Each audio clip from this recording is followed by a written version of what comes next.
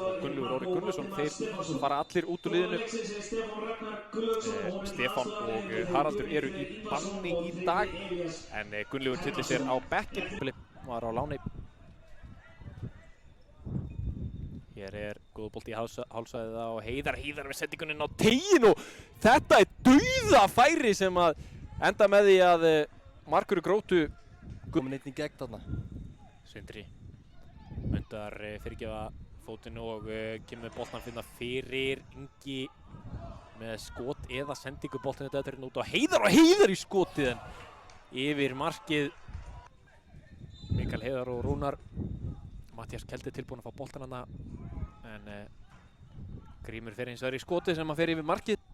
Ingi kominn inn á teiginn, rykkir aðeins frá og Ingi fyrir skotið og boltinn var hann á Rúnar sem fyrir skotið og boltinn í stöngina og hreinsað aftur fyrir hornspyrna. Þetta var langbesta færi leiksins hingað til. Sjáum þetta aftur. Ótrúlega hvernig bolti fer ekki inn þarna.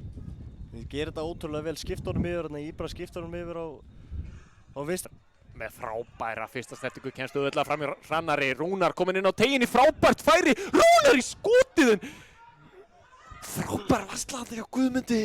Næsta leik fekk áhugavert rautt spjald. Algjörlega, hvern fólk til þess að kíkja á það. Hér Andri hins vegar í færi og skotið fram hjá markinu.